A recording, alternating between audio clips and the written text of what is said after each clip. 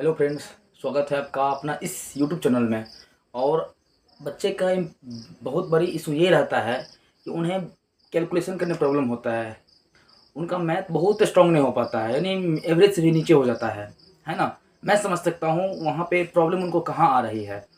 अगर आपका मैथ यानी बेसिक सही नहीं है ना, तो कैसे सही हो पाएगा। उसके लिए हमने कुछ सीरीज चलाए हैं अभी, जो आपको बेसिक आपको देखना ही देखना है। इसके बिना आप मैथ में अच्छे नहीं कर पाएंगे, है ना।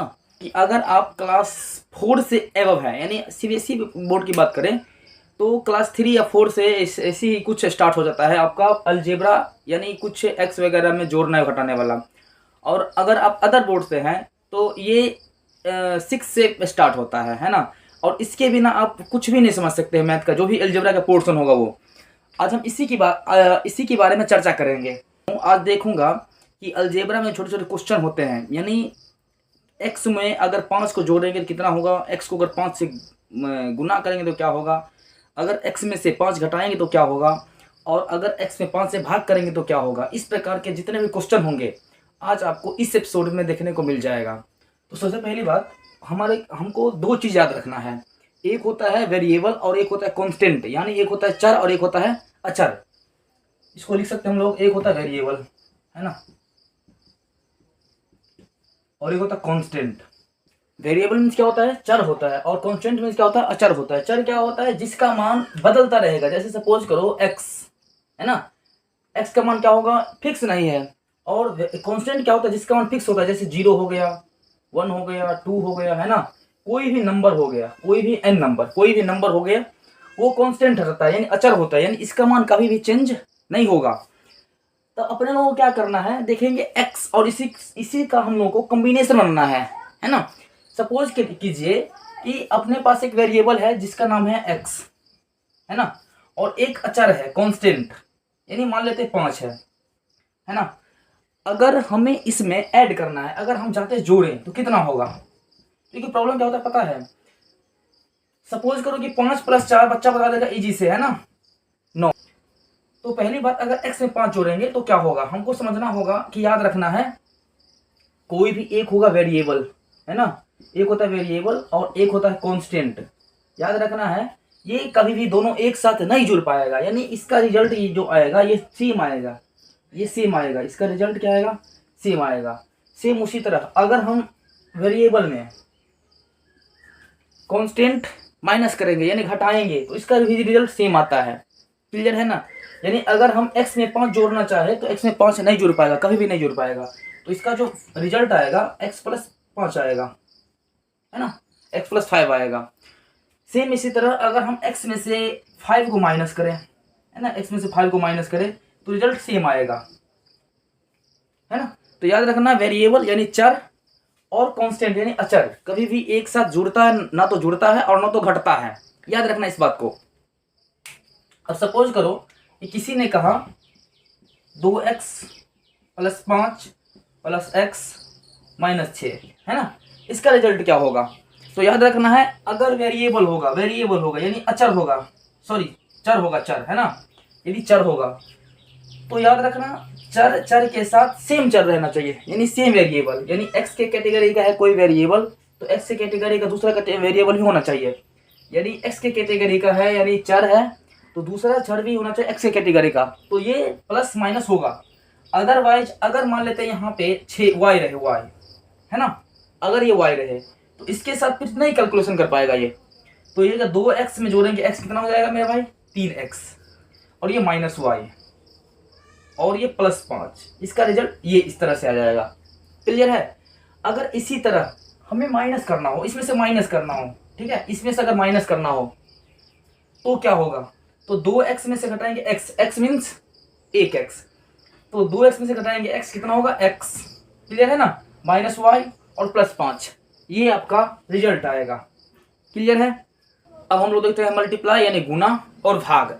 अगर किसी भी x वाला कोई गुना हो या कोई भाग हो, है ना, समझ लो।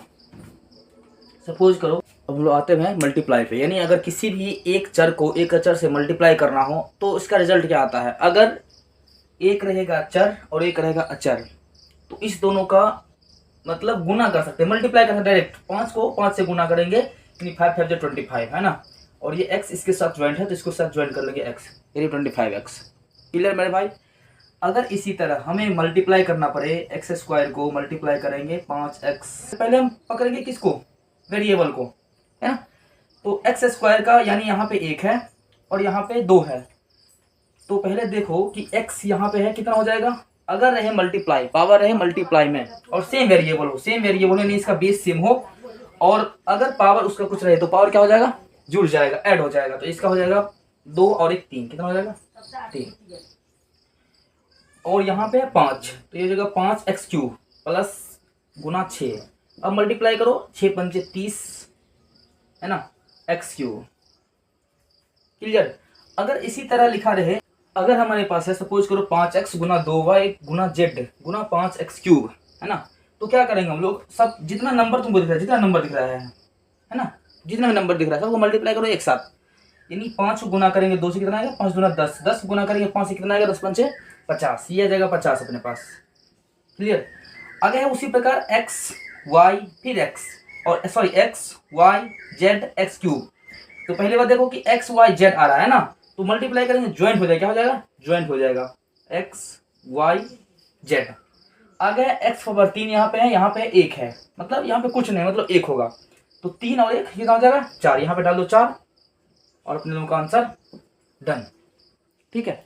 अगर इसी प्रकार है डिवाइड रहे, सपोज करो कि 5x है ना डिवाइड बाई x, तो क्या करेंगे हम लोग, 5x को डिवाइड करेंगे x से, 5x को डिवाइड करेंगे x से। अच्छा एक चीज बताओ, 5x कैसे आया होगा, 5x कैसे आया होगा, 5 को x से गुना किए होंगे तब आया होगा। तो हम लोग क्या करेंगे, इससे करेंगे गुणनखंड, यानी 5 गुना x डिवाइड बाई x से करना है ना। 5x कैसे आएगा, सोचो ना थोड़ा, 5x आएगा, 5 को x से मल्टीप्लाई करेंगे तभी आएगा 5x। अब इसको क्या करेंगे, कैंसिल कर देंगे, x और x कैंसिल हो जाएगा, तो बचेगा क्या अपने पास, 5 बचेगा, है ना। और इसी प्रकार कुछ और ले सकते हो आप लोग, 20xy है ना गुना 5x² डिवाइड बाई xy। अब सोचो 20xy कैसे आया होगा, यहाँ पे कोई नंबर तो है नहीं, है ना। अगर नंबर नहीं है तो नंबर को छोड़ दो, नंबर को वैसे ही छोड़ दो, तो ये जाएगा 20 गुना x गुना y गुना 5 गुना यहाँ पे 2x होगा, है ना, और यहाँ पे एक y आएगा। कैसे आएगा, x को अगर y से गुना किया होगा तभी xy आया है, उसी प्रकार x² y है ना।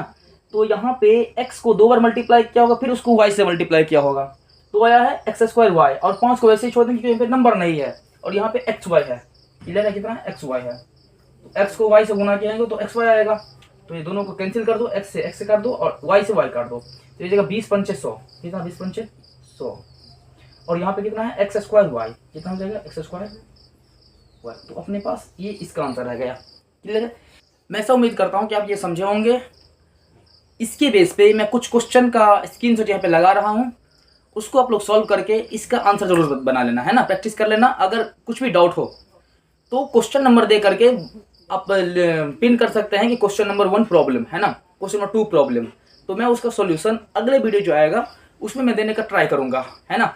और पॉसिबल है तो मैं कमेंट में ही ट्राई करूँगा। जरूर प्रैक्टिस कर लेना क्योंकि ये मैथ का नीड है, ये बेसिक है ना। अगर आप इसी को नहीं समझ पाएंगे तो आगे जितना भी अलजेब्रा का पोर्शन आता है ना, और अलजेब्रा क्या छोड़ो, मेंसुरेशन वगैरह सारा में बहुत काम आता है, सब किसी में x मान लेंगे, है ना, तो आपको वहाँ प्रॉब्लम होगा। आप इसको देखते रहो, 3-4 वीडियो इस पर आने वाला है। उसके बाद हम लोग क्लास 10 का, है ना, मैथ स्टार्ट करेंगे, और उसी के साथ साथ क्लास 11th और 12 का अकाउंटेंसी स्टार्ट करेंगे, है ना।